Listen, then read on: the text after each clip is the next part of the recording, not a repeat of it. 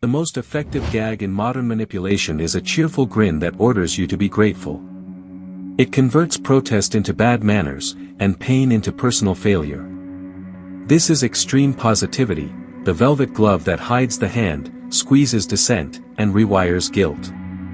When it tightens, people comply, apologize, and call it growth. Healthy optimism plans for storms, extreme positivity denies clouds exist. One is resilience built on truth, the other is compliance built on fear of being labeled negative. Studies of workplace culture show that forced cheer lowers reporting of problems while raising short-term output. The bill arrives later, bigger, colder, and personal. In a polished boardroom, the CEO opens with a mantra, "Only solutions today." The room inhales, and concerns become confessions people dare not speak. Charts rise, smiles harden, and every raised hand trembles. Bad news dies on the mahogany table, wrapped in gratitude, buried under the phrase "be a team player." A sales director tapes a banner that reads "Good vibes only" over a whiteboard bleeding red targets. Reps rehearse power poses while swallowing fear like burning gravel. The script forbids the word problem, replacing it with challenge, then forbids challenge as too heavy. The silence that follows looks like motivation, but it smells like surrender. Human Resources launches a wellness dashboard that scores positivity. Smiles in town halls, hearts on internal posts, upbeat language in emails, each metric nudges promotions and bonuses. People learn the new grammar of survival: speak happy, or disappear. Real wellness shrinks to a checkbox while burnout hides behind immaculate teeth. Swipe culture rewards curated bliss like a slot machine that pays in dopamine. Profiles glow with sunsets and gym mirrors, while grief sleeps off camera in the hallway. Extreme positivity rewrites dating expectations into performance metrics: no mess, no needs, no history. Whoever breaks the spell by admitting fear becomes unmatchable, unfollowable, unworthy. Influencers sell mantras that fit perfectly on a mug and badly on a wound. The algorithm crowns whoever can outsmile reality for 60 seconds straight. Sponsored serenity becomes a product line promising control over chaos. Behind the ring light, refunds pile up, yet the script never changes: you did not believe hard enough. Platforms reward engagement, not honesty. Tested phrases like "choose joy" and "trust the process" trigger shares while muting nuanced pain. Sentiment engines boost content that flatters the crowd and punishes what makes them pause. Extreme positivity becomes an optimization strategy, less a feeling, more an exploit. In therapy misused by image control, a client explains a panic spiral, and a coach responds with smile through it. Emotions are labeled resistance, panic is reframed as untapped potential. This is not cognitive reframing, it is affect denial, marketed as mastery. The client leaves lighter in the wallet, heavier in the chest. At a funeral service, someone whispers, "At least he is in a better place," as if grief must pass inspection. Tears are hurried, stories are shortened, and silence is paved over with silver linings. Forced positivity steals ritual time, compressing sadness into a performance window. Healing needs truth, branding needs optics. On a night shift in a hospital corridor, a nurse warns of a pattern of near misses. A manager insists on upbeat language, labeling the report anxiety projection. The team is praised for resilience while alarms blink amber. Extreme positivity raises morale for a week, then reality collects in a code blue. Micro-expressions betray the cost of wearing the grin. A fraction of a second, tightened eyelids, strained zygomatic muscles, a mouth that smiles without the eyes. People learn to suppress the leak, but the nervous system keeps the receipt. The body counts what the mouth denies, and the invoice is physiological. When distress is suppressed on command, cortisol lingers like a midnight trespasser. Heart rate variability drops, sleep fractures, and attention narrows into survival. Extreme positivity promises performance but taxes the same biology it exploits. The grin becomes ergonomic, fitted to the task, while the spine stiffens against the truth. Memory reconsolidation thrives on acknowledgement. Forcing a silver lining during recall cements fear with a coating of shame. The brain learns a cruel equation: pain equals isolation. Later, triggers hit harder, because the mind anticipates not comfort, but correction, a correction branded as uplifting. Compliance research shows that polite pressure outperforms threats when reputations are on the line. Call it the halo chokehold: be helpful, be upbeat, be easy. People comply faster when non-compliance risks a character judgment instead of a consequence. Extreme positivity weaponizes this, making refusal look like a moral flaw. Gratitude is a medicine in correct doses and a sedative in excess. In toxic hands, say thank you becomes a gag order wrapped in virtue. Victims learn to preface every boundary with "I am grateful," which blunts impact and invites intrusion. Language is not neutral, it carries chains or keys. Corporate crisis scripts lean on sunny slogans that make investors breathe easier and engineers choke. "We got this, stay positive, eyes on the prize," while the leak keeps hissing under the floor. Confidence without specifics is theater. Theater buys time, then sells it at a painful markup. On a factory floor, a worker spots a hazard and is told to reframe it as an opportunity.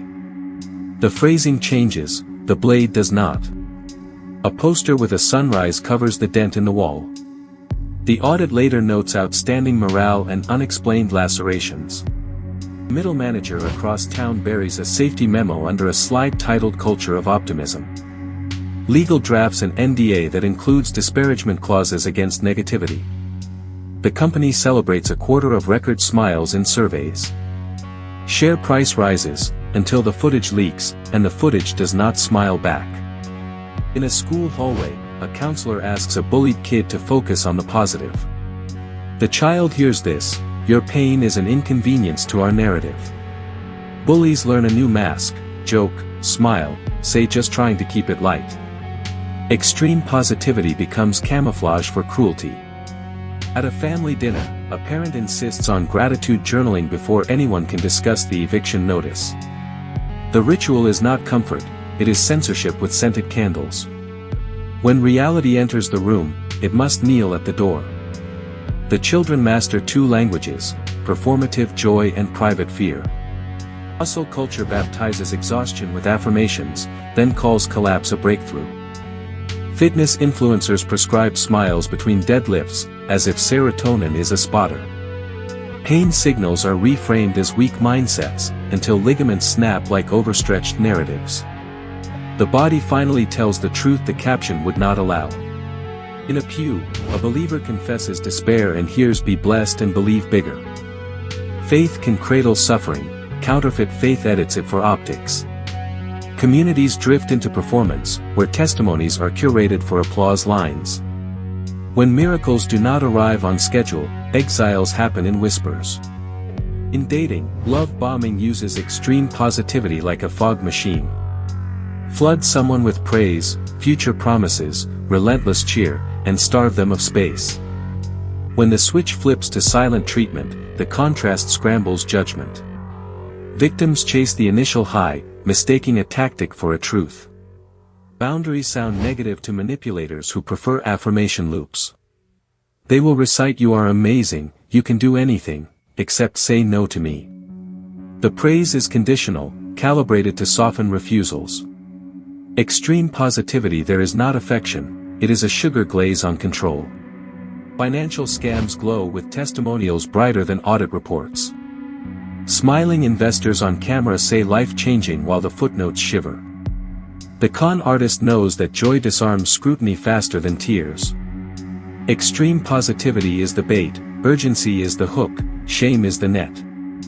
Multi-level pitches start with clapping, not questions. They demand energy like a tide, converting skepticism into a sin against the team. The room becomes an echo chamber where happy is a password to the bathroom break. Eyes glaze, and wallets open on command. Data brokers buy your smile. Sentiment analysis maps your emojis, your exclamation points, your relentless suns and hearts. Brand segment by compliance likelihood, predicting who will say yes to the upsell. Extreme positivity is scored like credit, valuable, trackable, and profitable to someone not you. In some offices, cameras read faces and rate engagement. A neutral stare becomes a flag, a tired blink becomes coaching. The report prints in color bars, and careers tilt toward those who can outgrin fatigue. Privacy leaves the building wearing a visitor badge. Remote meetings now gamify reactions, thumbs up, hearts, confetti. The silence between ideas is treated like a bug, not a place where thought grows. Managers chase visible positivity as proof of alignment. Dissent shrinks until it is only safe in the shower, and the shower does not issue memos. Policy drafts appear with smiling semantics, discourage negative phrasing, promote uplifting tone. The blacklist of words widens, swallowing nuance like a sinkhole. Risk registers look clean, inboxes sound radiant, reality keeps pacing the hallway. Extreme positivity wins a linguistic coup and calls it culture. The whistleblower lives between two pressures, tell the truth and stay agreeable. Insomnia becomes a new colleague, and meals taste like cardboard rehearsals. Forced cheer in public stains private courage, because smiling through terror feels like perjury. The cost of integrity grows an extra digit, payable in isolation. Real resilience is not relentless sunshine, it is weather literacy. It says name the storm, measure the wind, secure the door, ask for help. It uses gratitude to anchor, not to gag. It leaves room for the sentence that starts with I am not okay and ends with support, not corrections. Here is the uncomfortable mirror, the more you hear upbeat language, the more your brain downregulates threat detection for a while. It feels safer, so you investigate less. I could have used relentless uplift in this film and kept you floating. I withheld it because your safety prefers friction. Final twist, extreme positivity is not the opposite of fear, it is fear with makeup, terrified of unfiltered reality. If you felt a pressure to smile while watching, that was the trap breathing behind you. Break it now. Comment your story, like to amplify honesty, and subscribe so this truth outruns the grin.